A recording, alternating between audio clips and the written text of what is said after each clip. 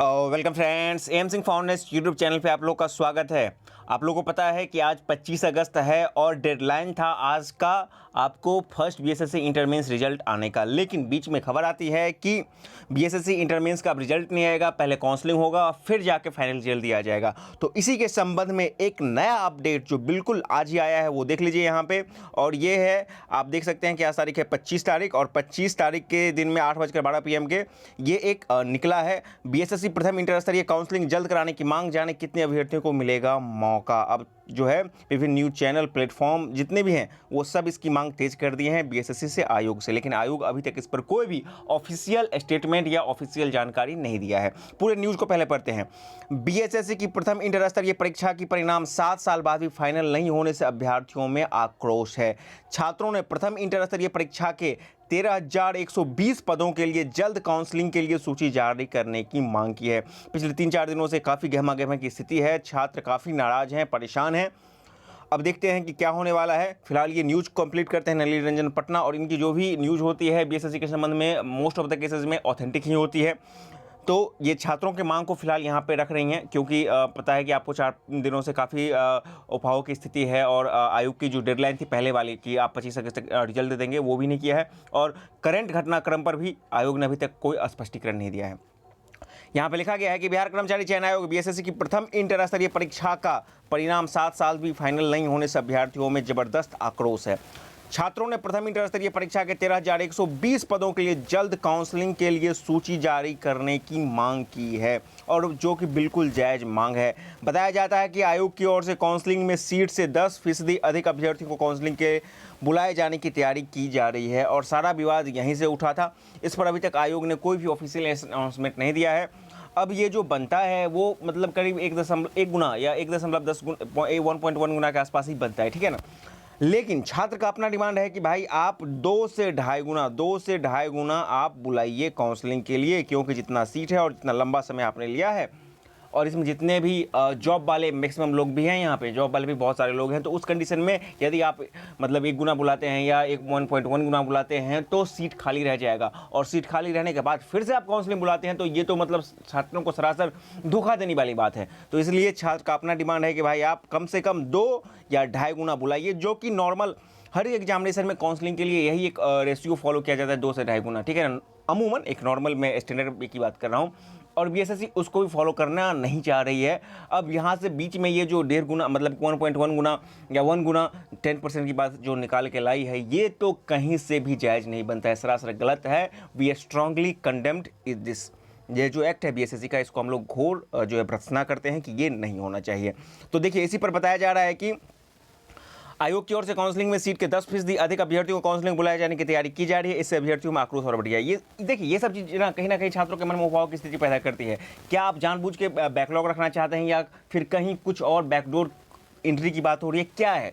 यदि आप 1.1 गुना क्यों बुलाना चाह रहे हैं, और आपका जो न्यूज़ था कि भाई आप सीट खाली रह जाएगा तो फिर से बुलाएंगे, ये क्या बेतुकी वाली बात होगी कि आप पहले काउंसलिंग के लिए बुलाते हैं फिर सीट खाली होकर दोबारा बुलाएंगे? इस पर आप स्पष्टीकरण दीजिए कि भाई ये न्यूज़ या तो फेक है या सही है, तो भाई इसका क्या औचित्य है। दोनों चीज़ें में आप करना चाहिए था, लेकिन आपने नहीं किया है और छात्र को आपने गुमराह किया है। खैर, अभ्यर्थियों का कहना है कि प्रथम इंटर स्तरीय परीक्षा के आवेदन को लेकर वर्ष 2016 में हाईकोर्ट में निर्देश पर दोबारा आवेदन के लिए पोर्टल खोला गया था।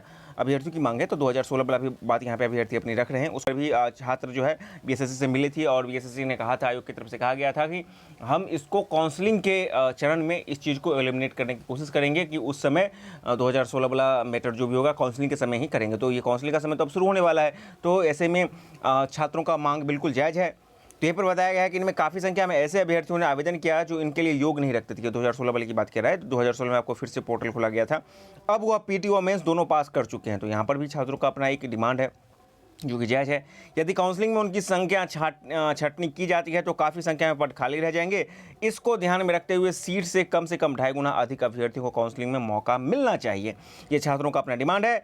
और बताया जा रहा है कि बता दें कि वर्ष 2014 से ही प्रथम इंटर स्तरीय परीक्षा के लिए प्रक्रिया की जा रही है। आयोग ने प्रश्न पत्र लीक के बाद एक बार फिर से जो है पीटी परीक्षा रद्द कर दी थी, और वर्ष 2018 में दोबारा पीटी परीक्षा ली गई थी। वर्ष 2020 में पटना उच्च न्यायालय के निर्देश के बाद मुख्य परीक्षा आयोजित हुई, जिसमें 52,000 से अधिक अभ्यर्थियों चयनित हुए थे। इनमें से लगभग 45,000 अभ्यर्थियों को टाइपिंग टेस्ट के लिए बुलाया गया था। इनमें से 80% अभ्यर्थी टाइपिंग टेस्ट में शामिल हुए। अब परिणाम का इंतजार किया जा रहा है। तो ये तो इसका पूरा हिस्ट्री हो गया। आपको पता है कि बीएसएससी ने टाइपिंग के समय भी किस तरह से क्योस क्रिएट किया था कि पंचायत सचिव पर हम इतना स्पीड में टाइपिंग ले रहे हैं, उतना स्पीड में टाइपिंग ले रहे हैं। छात्रों का एकदम दिमाग को अलबल करके रख दिया था। लेकिन हुआ क्या, उसका जो नॉर्मल पैटर्न है हम, और देखिए ये चीज़ तो मैंने शुरू से कहा ना, आपको टाइपिंग के लिए जब भी बुलाया जाएगा, ये चीज़ आप मेरे पुराने जितने भी वीडियो हैं उसको उठा कर देखिए।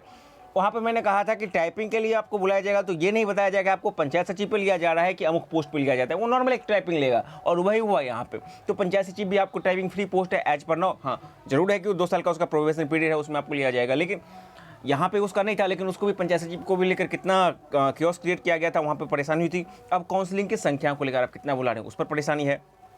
अब देखिए इसी में बताया गया कि प्रमुख पद कौन कौन से हैं। भूमि और राजस्व विभाग में राजस्व कर्मचारी के 43-53 पद हैं। ये टाइपिंग फ्री बिल्कुल है, मतलब कि यहाँ पे कोई टाइपिंग की आवश्यकता नहीं है।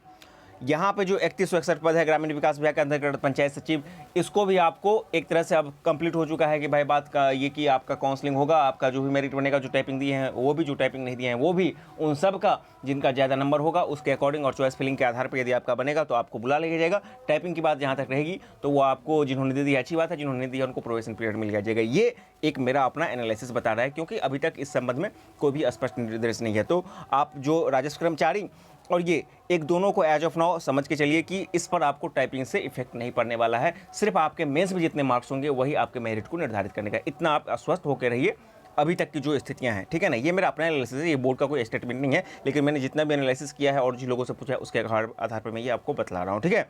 अब आ गया ये वन एवं पर्यावरण एवं जलवायु विभाग के अंतर्गत वनरक्षी 693 पद हैं। इसमें अल्पसंख्यक विभाग में सहायक उर्दू अनुवादक के 96 पद हैं। पुलिस विभाग में अधीन आंसू सहायक अवर निरीक्षक के 87 पद हैं और पुलिस विभाग में टंकक सहायक अवर निरीक्षक के 78, जिला उपभोक्ता फोरम में आशु टंकन आशु लिपिक के 61 और आईपीआरडी में लिपिक 35 गो है। निम्न वर्गीय लिपिक पर्यावरण विभाग में 56 गो है। तो ये कुछ महत्वपूर्ण पद की यहाँ पे जानकारी दी गई थी। अब सबसे महत्वपूर्ण सवाल है कि आयोग कब तक इसके संबंध में ऑफिशियल नोटिस जारी करता है या फिर जो जानकारी है काउंसलिंग के लिए वो जारी करेगा किया जा सकता है। हालांकि एक खबर वहीं पर भी, जो खबर यहाँ चली थी आपको 2-3 दिन पहले, वहाँ पर ये बताया गया था कि 31 अगस्त तक आपको सूचित किया जाएगा कि आगे की प्रक्रिया क्या होगी।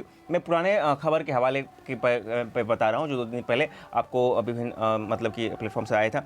तो मेरा ये अपना कहना है कि छात्र वेट कर सकते हैं या फिर वो चाहते हैं कि नहीं हम इस पर मतलब कि खुलकर आयोग से फिर से एक बार कंफर्मेशन चाहते हैं, बात करना चाहते हैं, तो वो भी उनके पास ऑप्शन खुला हुआ है। लेकिन जो भी स्टेप उठाएं सोच समझ कर उठाएं कि आपको कैसे बढ़ना है, एकता के साथ उठाएं। जिस एकता का पर्चे आपने शुरू से दिया है उस एकता का पर्चे देते रहें। और ये जो दोनों मैटर है, ये जो आप कितना गुना काउंसलिंग में बुला रहे हैं 2 से 2.5 गुना और 2016 वाला आपका जो भी डिमांड है, जेन्युइन डिमांड है, उन चीज़ों को आप जरूर रख सकते हैं।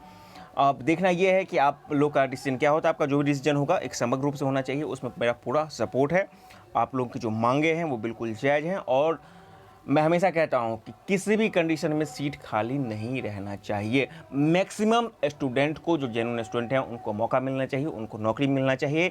यही हम सबका अंतिम लक्ष्य होना चाहिए बीएसएससी इंटर मेंस फर्स्ट जो इसका वैकेंसी है उसके संबंध में।